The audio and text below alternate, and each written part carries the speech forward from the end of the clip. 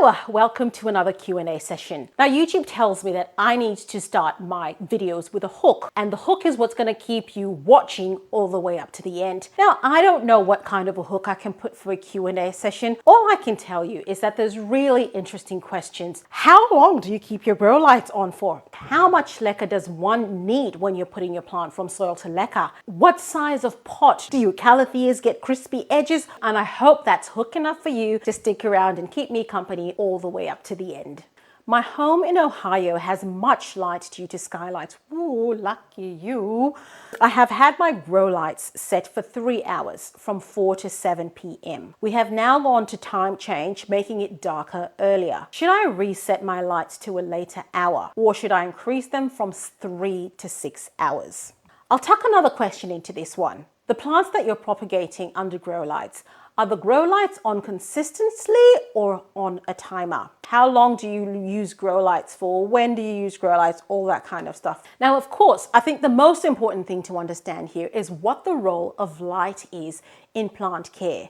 So plants need light in order for photosynthesis to occur. Photosynthesis is the process by which plants make food. So photosynthesis happens when you've got carbon dioxide, you've got water, and then you put the light in that mixture. The plant will then produce oxygen and glucose. Glucose is what the food is. That's what a plant does during the day when it's receiving light. Photosynthesis cannot happen without light. Now, the next phase of this is a process called respiration. During respiration is when a plant actually uses the glucose that it produced during photosynthesis to now make energy and grow. And respiration uses oxygen and glucose to produce carbon dioxide and water. So during the day, we're photosynthesizing and producing glucose and food, producing glucose and oxygen, and at night or throughout the day,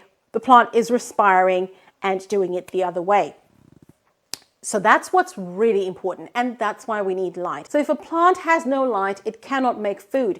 And if it cannot make food, it cannot grow. For people who've got homes that are a lot darker, you need the grow lights because your home is so dark. Your plant is not receiving light, so it can't make food, and your plant won't grow and will eventually die.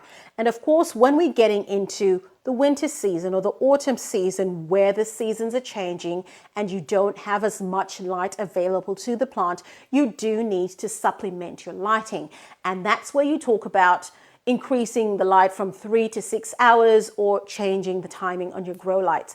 Now, I can't really tell you what you should do because I don't know the specifics, exactly how much light your plant is getting, how long for, and so on. But generally, plants tend to be exposed to light for about 12 to 14 hours. So if your plant is receiving no light whatsoever, you do want to have your grow lights on for round about that same period of time. But you also want to have the grow lights off because plants do like to have a dark phase, and in their dark phase is where the majority of the respiration happens. So remember, respiration is the process by which the plant actually uses the glucose or the food that it's produced to make energy, and that energy is what allows the plant to grow. So it's also about knowing what plants you're growing, what light requirements they need, and so on. So that's the best advice I can give you, really. What kind of plants are you growing? Find out what kind of lighting they need and meet their requirements. What I do, basically have my lights on during the day. I'm keeping it simple. I have my lights on during the day, and when it's nighttime, I switch my lights off. And that's the same thing for my plants that I'm propagating.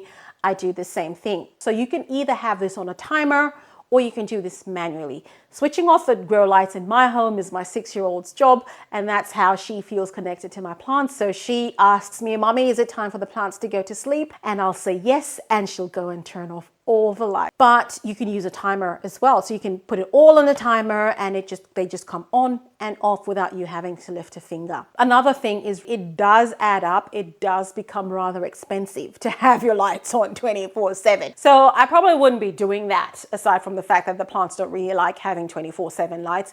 It would be pretty expensive. So you want to limit the time that you have your lights on. Was it difficult for you to move your African violets from soil to leca? It was not difficult at all. I have 3 African violets living in Leca, and this one is by far my best looking one. She is absolutely glorious, and as you can see, she is in full bloom. She is just loving life, and that's her pot there. That's her reservoir in there. That's the nutrient solution. There's one crispy leaf over here. Get rid of that. But that plant is doing so well. Believe it or not, this plant actually used to be in soil. And all I did to move it from soil to Leca was just take it out of the soil, wash the roots off, and just put it into Leca. That was it. Nothing special, really just the straightforward method. And I put it in a reservoir of Clonix clone solution, and that was it. And it just lived there, and it's thriving. And look at that. And I can honestly tell you, my African violets have never done this well. I'm happy with it. There's new leaves coming out all the time. In the reservoir, I use Flower Focus. So this is another growth technology product, and this one is specifically aimed for flowering plants, and it helps the plant flower. And look at that, there's heaps of them. So clearly Flower Focus is working for my African violet, and that's what I use for all my flowering plants like Hoyas and violets. Do you have any Calathea in Leca? This is a question that comes up time and time again. And the simple answer to that question is yes, I do have Calatheas in Leca. I have 3 Calatheas in Leca: Calathea Orbifolia, Calathea fasciata, and I have a Calathea type beauty. I'll show you my Calathea Orbifolia. This here is my Calathea Orbifolia. That is living in a 20 centimeter pot. The plant is really big. It's really huge. And it's doing, I mean, this is one of my stars. This plant is doing so well. I'm so pleased with it. I'm really happy with it. It was really small when I got it. If you take a look at this picture over here, you can see how tiny it was, and it's just exploded. And what's my secret with this Calathea? It's living in Leca, obviously, and it's got nutrient solution in that reservoir, and Calatheas drink like crazy. I'm constantly topping up that reservoir. But another thing that I think has been really helpful in me getting this Calathea to this state is I actually have it living in my grow tent. And because it's living in my grow tent, it's got constant light, and it's also got a controlled area with high humidity, which is really important for Calatheas. The other question that I've got about Calatheas is, do my Calatheas get crispy edges, and how do I fix that? The Calatheas that I have at the moment do not have crispy edges. The Calatheas that I've had in the past definitely have crispy edges. They have had crispy edges. I am not immune from that. And if you take a look at this Calathea, there are no crispy edges. And look, no, I haven't cut those off with my scissors before I came online. This is exactly the way it is. I picked it up from the grow tent, and that's what that looks like. No crispy edges. I truly believe that my Calatheas have no crispy edges at the moment because I'm keeping them in a grow tent.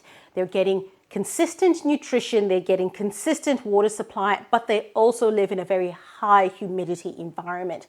And because it's highly humid, those edges are not cropping up because they are nasty. I absolutely hate them, as I'm sure you do as well. Some people have tried misting Calatheas. Look, in my experience, I don't think misting Calatheas does anything to prevent crispy edges. That's because all you're doing is putting water on the leaf. You're not raising the ambient humidity around the plant. And the problem with that is your plant might actually be susceptible to fungal infections because of that water just sitting on the leaf. So if you can, raise the humidity around your Calatheas using a humidifier and try to resist misting. Does the container that you have your Leca in have to be clear? Does your pot have to be clear? It's very hard to find clear plastic pots in this person's area, and they've been looking at Amazon for purchasing some. They can't really find some. Do they all have to be clear? And the quick answer to that question is no. Your pots do not have to be clear at all. I use clear pots because I like to see what's happening with the roots. It's easy to see what's going on with your plants and to intervene. This is my massive ZZ plant here living in my 20 centimeter pot. I can see the roots there. And if something is starting to happen, I can always intervene before the plant up there starts to go bad. But that's just a preference, really. You don't have to have that. Roots actually prefer to be in a dark area. So I do like to have, that's another reason why I have my dark cash pot out there. So if you have a cash pot which is dark or a ceramic cash pot, that is really ideal. But no, by no means must you feel that you need to have a clear pot. I have heaps of plants living in a pot that's not clear. This is my gorgeous Hoya. Look at that. That is a new leaf right there. It's just absolutely stunning, stunning plant. But look, it's living in a black pot. I probably couldn't find any clear pots at the time, so I just put it in a dark pot. No matter. This is another Hoya that I've got, again, living in a dark pot. So really, it's neither here nor there. It's what's available for you. I'm lucky because I can find clear pots readily in Australia, so I use them because it's easier for me. But if you can't, I would not stress. Use anything you've got. This is a really interesting question. What are some of the biggest lessons that you've learned using Leca that are applicable for all house plant? Consistency. You have to be consistent in plant. Taking care of plants is really like taking care of pets or small children. You can't do it when you feel like doing it. It really, if you really are looking for the kind of results that I've got here, where you've got really gorgeous plants, really huge plants, you really just have to put the effort into it. And it doesn't have to be difficult. Consistency does not mean you 24/7 being on your plants. It can mean for some people just having a schedule.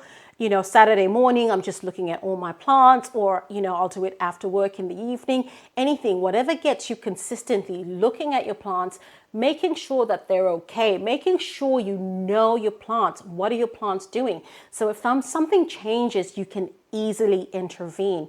And of course, consistency in watering, consistency in fertilizing, consistency in providing that environment that will allow the plants to thrive. So whether you're growing in soil, whether you're growing in Leca, it is all about that consistency. The other thing that I think applies across the board is you must always examine your plants. When I'm sort of sitting around, walking around, just looking at my plants, you know, looking at them with purpose. What's happening?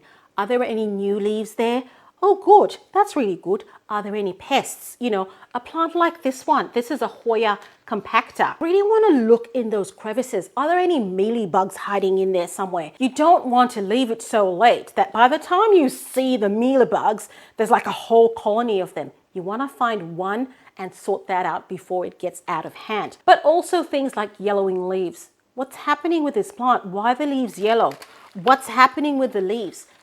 And the only way you can tell all those things is if you're constantly examining your plants and constantly knowing them. Again, same thing with pets and small children. You wouldn't notice any changes unless you knew what the situation was like before. And for you to know what the situation was like before is just constant examination. And if that means you need to have fewer plants than you do, think about whether you need to reduce your collection, because you really need to just know your plants, love them.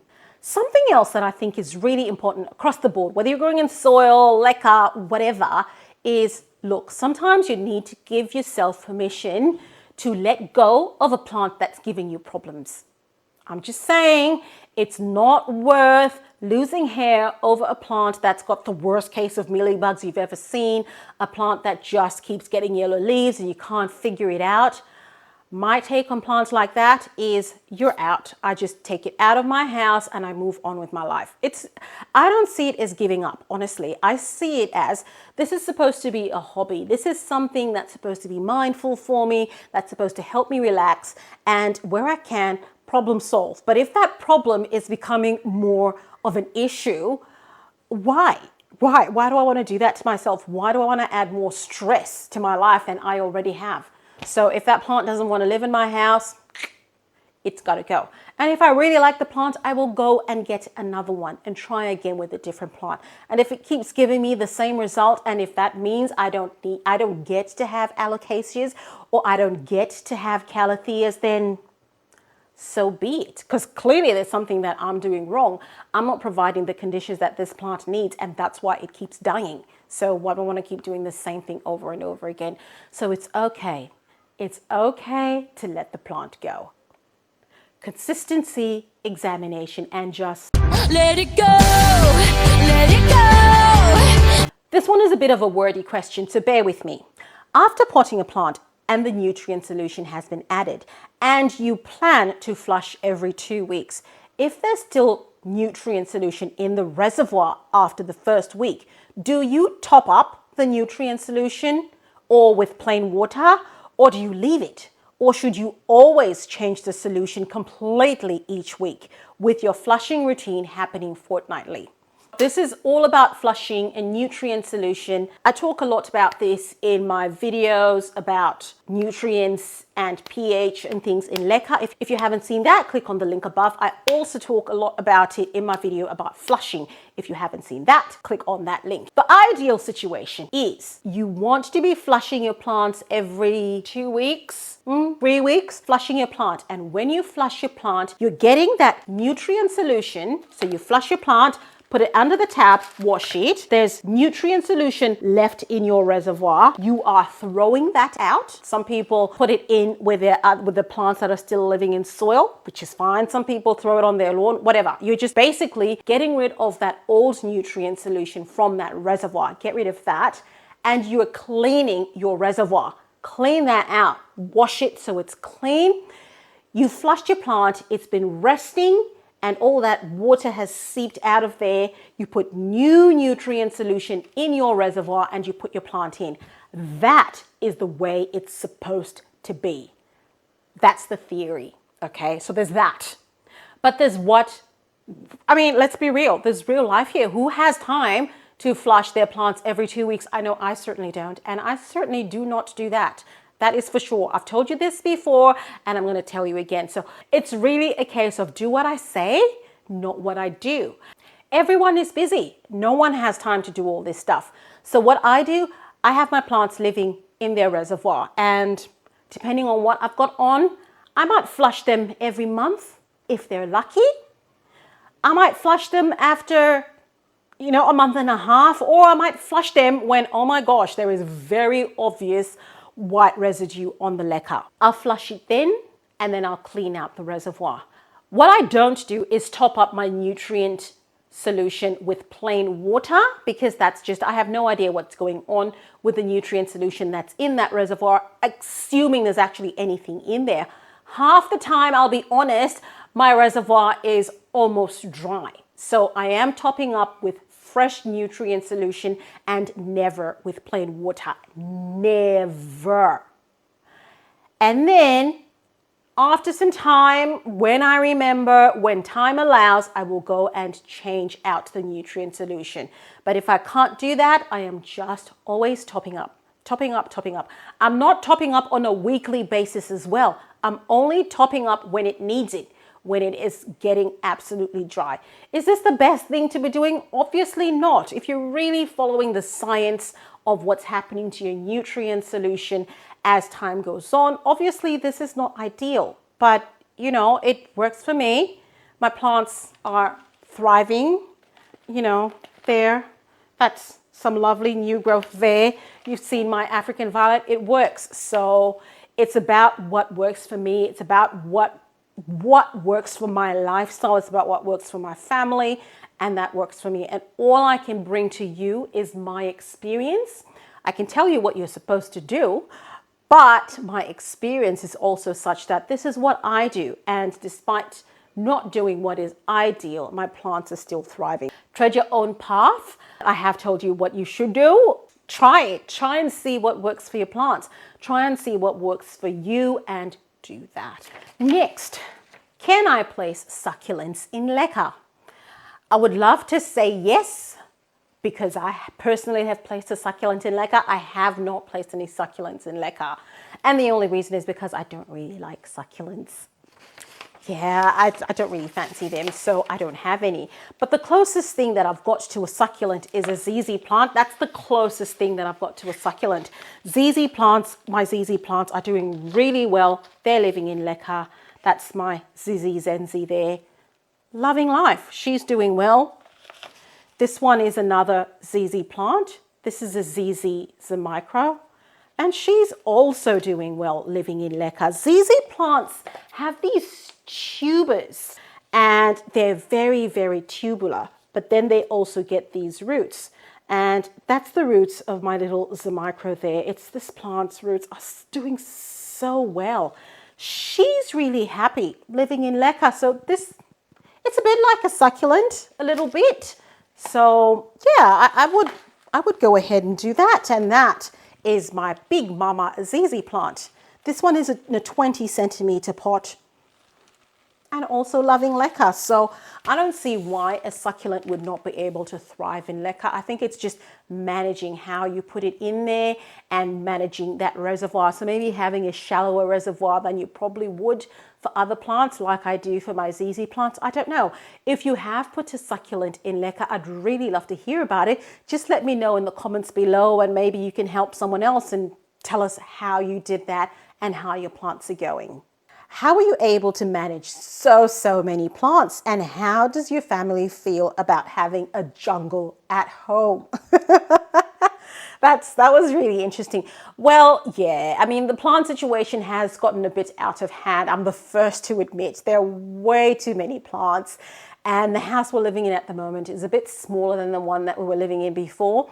So the plants have pretty much taken over the living room. It's actually not really a living room. It's more like a plant room at the moment. So there's quite a lot of plants and it's sometimes difficult to maneuver because the plants are everywhere. So I try to keep them in one spot and, well, actually no, not one spot. I try to keep them in specific spots so that there is very minimal human plant interaction, as it were. But yeah, no, I love it. And I think that's the difference with things. If you're doing something that you absolutely love, something that you absolutely adore, something that really just nourishes your soul, you don't find it as a chore. It's something, as I said, it nourishes your soul. So I love the time I have with my plants. I love the time I get to take care of them, and even more so, I love the time where it's just me and my plants. So I'm not making a video, I'm not doing any content, I'm not taking pictures for Instagram, I'm just taking care of my plants. That's the best time, and that could never be a chore. But having said that, we'll go to Nora out in the field and see what the natives of my home think. Hello. Hello, how are you? Good. What do you think about all the plants that your mummy has in your house? They're so pretty. They're so pretty? Yeah. Oh, good. Yeah, what do you think about the Leca? It's fat. Why? It's always on the floor. The Leca's always on the floor. And then what happens when it's on the floor? Me and my sister step on it. You step on it, and then what happens when you step on the Leca? It hurts. It hurts. Oh dear. So what do you think your mummy should do? Should we get rid of the plants? Yeah. Really? All of them. All of them? Remove the leca from them and put in soil. Remove the Leca and put in soil? Oh my gosh, you are no child of mine. Well, Nora, back to you in the studio. This is a good one. How do you go about choosing the pot size of your plants in Leca? Do you go by the size that the plant was living in when it was living in soil, or what methods do you use? So that's a really interesting question. No one has asked that before. Well, it entirely depends. It depends on two things. The size of the actual plant itself, as in what's at the top, the foliage and things, but also the size of the roots underneath. Because as you will know, some plants live in a huge pot, right? When you buy this plant, it's in a huge pot. There's lots of roots everywhere. There's so much soil in the pot. It'd be like a 20 centimeter pot. When I take it out of the Leca and lift it up, it's like, you know, that many roots, and it's not that many, so it doesn't warranty me going for a 20 centimeter pot. That is really just a waste of Leca and a waste of nutrient solution in the end. So for a plant like this one, this is my ZZ Zenzi. The only reason I put this plant in a 14 centimeter pot is because of the tubers. So there's quite a lot of tubers in a ZZ plant. I don't know if I can show them to you. Oh, there's some tubers there. It's quite tuberous. It's quite tuberous. And I can't squeeze it. I just cannot squeeze the tubers. I really just have to get a bigger pot. So I got a bigger pot because I had no choice. Whereas this one had much smaller tubers, so I could squeeze it in a smaller pot. So if you're using a bigger pot, that means you're obviously using more leca, and there's no point. But a plant like this one, for example, this is my Alocasia bisma. So with my Alocasia bisma, there weren't a lot of roots, right? But if I put it in a small 10 centimeter pot, it's going to be top heavy. So it's getting that balance between how many roots you've got, or how much volume of roots you've got at the bottom, and how much plant you've got at the top. Because what you don't want is for your plant to become top heavy. I'll show you another one. This here is my bird of paradise. So this is a lovely bird of paradise, small bird of paradise that I'm transitioning to leca at the moment. So this one is sitting in an 18 centimeter pot. And the only reason I put it in an 18 centimeter pot is because that's the only pot I could use. I could have gone 20 centimeters, but that really was not needed because that 18 centimeter pot could take the roots and it was able to manage the volume. I couldn't put this in a 14 centimeter pot, which is this one, because it will be top heavy and probably a pretty tight squeeze for those roots as well. So as I say, it's really just about managing what you've got at the top, what you've got at the bottom, making sure your plant isn't too top heavy, making sure you don't have excess leca in at the bottom, and away you go. And that's really, you can only decide that on a case by case, or rather a plant by plant basis. How do you decide how much leca to use when you're transferring a plant from soil to leca? So obviously I've already talked about what size of pot you need. Of course, the amount of leca that you need is entirely dependent on what size of pot you're using. Normally, when I'm moving a plant from soil to leca, it tends to go in a 10 centimeter pot. Usually that's what I have. Very rarely I'll have a plant going straight into a 14 centimeter pot. I very, very rarely have a plant that's going into something bigger because I don't like to transition such very, very large plants. But if you're using a 10 centimeter pot, I just put some leca in there. So you're talking about this much leca, right? And this is my jug here. And that equates to just about 500 mils. So that's about 500 mils of leca there. That up there is a litre. So if you're talking about a 10 centimeter pot, you need about 500 mils of leca. 14 centimeter pot. It's very easy. We're just going to measure it out. Just got to measure it out. So more. That is probably how much you'll need for a 14 centimeter pot.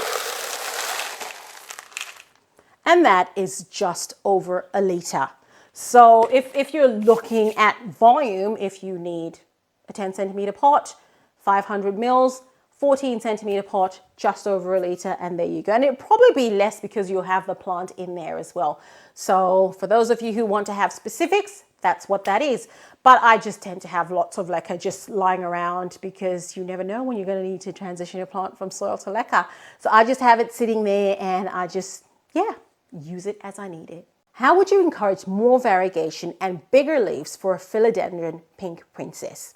Disclaimer, I do not actually own a Philodendron Pink Princess. What? I don't have one. But having said that, it's a philodendron. Most philodendrons grow in a very similar way. The most important thing to realize is that a pink princess is pink because of a mutation. So you're not guaranteed that that mutation is going to continue. You want your plant to actually have a mixture of pinks in with the greens, because if your leaf is completely pink, that leaf is going to die eventually. This pink leaf does not have any chlorophyll. Now, plants are very smart. They say to themselves, well, you look pretty, you're pink, but you're not contributing to our existence, so you need to go. And if your plant keeps producing pink leaves, it's eventually going to die because it can't produce food. So ideally, you want your pink princess to have a mixture of pinks and greens. What do you do when your pink princess is only having pink leaves? Gotta chop it. You got to chop it to the point where it was having the normal variegated leaves. But again, if your plant has been variegated in the past and then it now starts producing green leaves,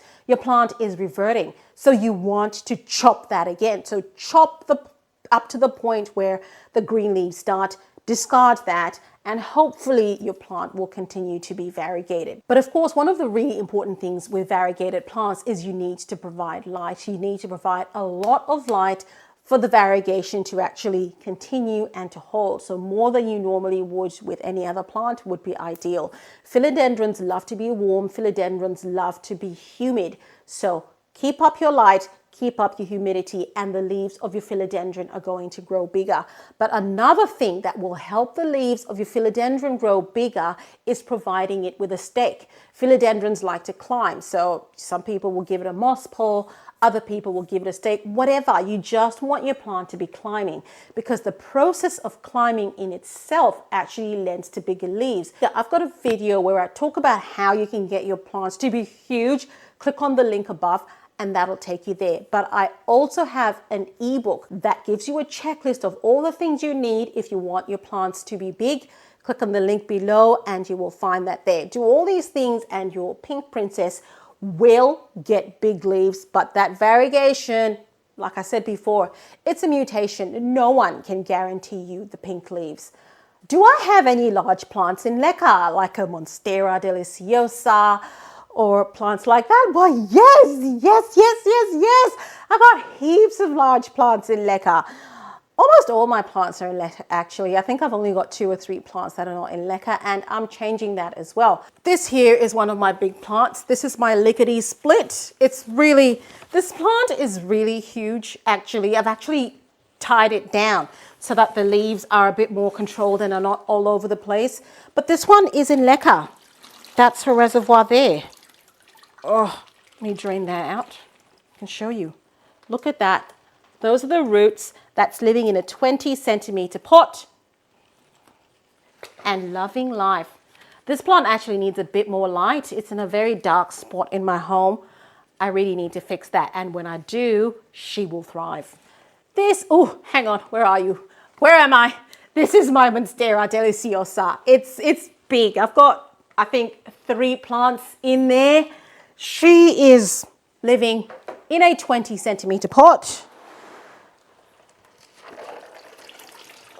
Oh, that's her there. I do get asked this question a lot though. How do I flush these plants? It is quite challenging. I do have to pick them up. They're not heavy. They're just everywhere. I pick them up, I put them in a shower, or I take them outside and I use a hose and I just wash. I let them rest for a bit, let all that water drain out, and then I put them back in their reservoir. It's not for the faint-hearted, and I do not do it very often, but they're thriving, they love it. So big plants in Leca, yes, it is possible.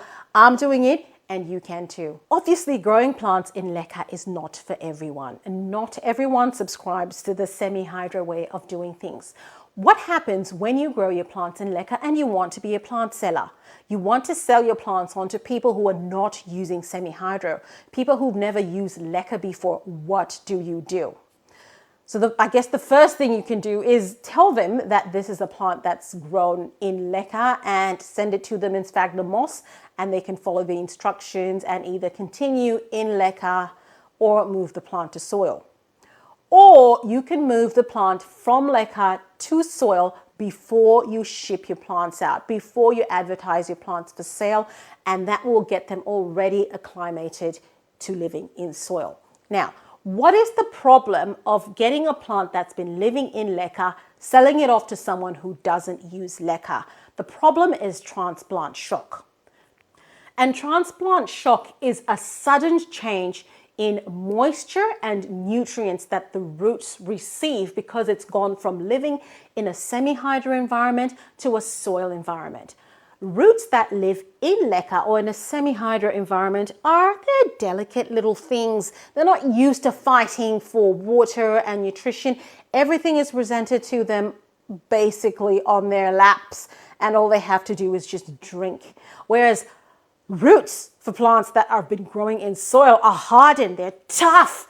They have to go there and find their food. They have to reach out far and wide to actually get what they need. They're tough. Now, you get that little leca plant and you whack it in soil, it's not going to do so good. It might not do so good. You need to manage the transplant shock. So what are the things you can do? So before you transition your plants, maybe a week or so before, start reducing the amount of nutrients solution that they have access to. So just reduce that, and that's just getting the plants primed to famine. And then when you do that, you need to get a nice airy potting mix. So you're making up your own potting mix, getting it from the store, whatever it is you're doing. It has to be nice and airy, and you will water this, okay? Water the potting mix, put it in your pot. So again, you're getting a pretty small pot. You're not getting a huge pot. Of course, this depends on the size of your plant or your cuttings.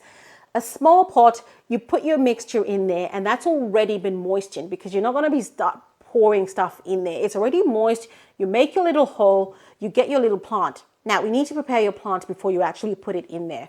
If you're cutting or your plant has got lots and lots of leaves, you want to get rid of some of those because the plant it's really going to be in a sort of a hunger state.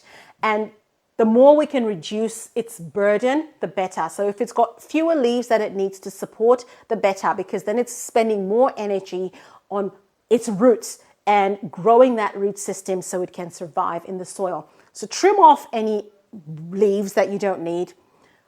Put your plant in the soil. Put that in a humid, well-lit area, warm area. We are now looking at developing those roots, and we, water when you need to, and just monitor how that is going. And once you think that your plant has actually transitioned from the leca to the soil and gone past that transition shock phase, I think then would be a good time to advertise your plants for sale, because otherwise I think things might not go that well unless someone is actually growing in semi-hydroponics as well. Don't fret if I haven't addressed your question. I had over 30 questions in my last Q&A post, and it's really impossible to go through all of them. Otherwise, we'd be sitting here for 2 hours watching me, and nobody wants to do that. So I'll address all the questions that I haven't discussed in this session, in the next session, and throughout the other sessions. So keep an eye out for the next Q&A sessions. None of these sessions would be possible without the questions that you put through. And for that, I'm truly grateful. And I hope that that's something that you'll keep doing, and we make this something lovely and fun for everyone. While we're on the subject, so as I said in my intro, I'm supposed to make this fun. I'm supposed to make this interesting. So you want to keep watching the whole thing. And if you watch the whole thing, YouTube suggests my videos to other people and my channel grows, and it's good for everyone. But I've got a question. I need you to help me. How do you think I can make these sessions more fun?